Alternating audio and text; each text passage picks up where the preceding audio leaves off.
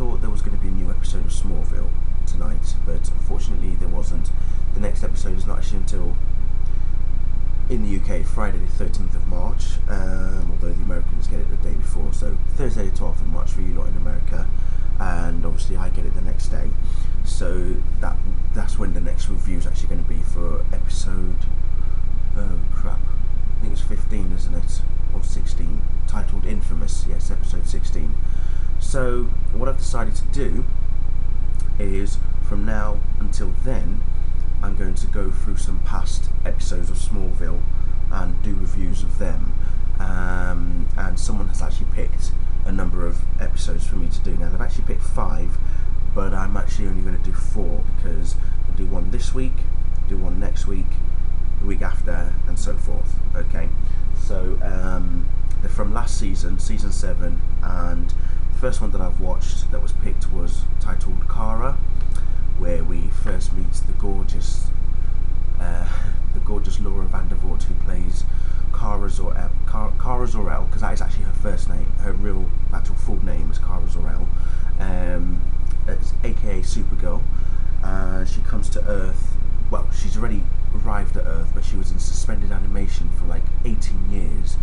And if you watch the first episode of season 7, where Clark and Bizarro have their fight, when Bizarro gives Clark a massive punch and breaks the dam, that's what wakes up Kara.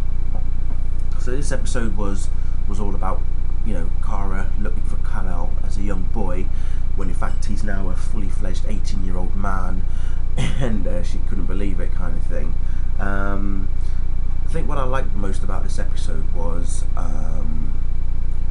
the introduction of Kara, Lois being introduced to Daily Planet as well, starting to write a story and everything, what with Grant Gabriel becoming the new editor, and then poor Chloe being shunted out of the limelight now that Lois has been given the green light to write stories by Grant. I felt sorry for Chloe, because I've always loved Chloe. Chloe Sullivan is one of the best characters of Smallville, if not the best character. I know she's not really part of the DC Comics universe, but she is an amazing character, and she brings a whole new light to Smallville. She's probably one of the reasons why I watch Smallville, and why I love Smallville so much.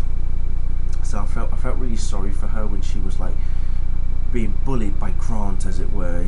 Every time she suggested something, Grant was always telling Lois Lane to do it. Poor Chloe was not getting a look in.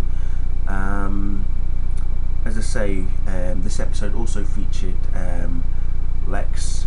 Kind of strange seeing Lex in the past episode, when in this season he doesn't feature at all, as in, being played by Michael Rosenbaum, and just seeing him again, it was almost surreal in some ways. So it's about Lex finding out that Lana isn't actually dead, and he tracks her down in China. So yeah, it was, as I say, I've never done a review on this episode before.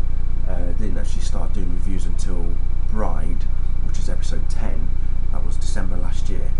So but no, I actually enjoyed this episode. Watching it again was really good, because, as I say, it was the introduction of Kara, and how she now going to cope being on Earth, and especially coming out of an 18-year suspended animation.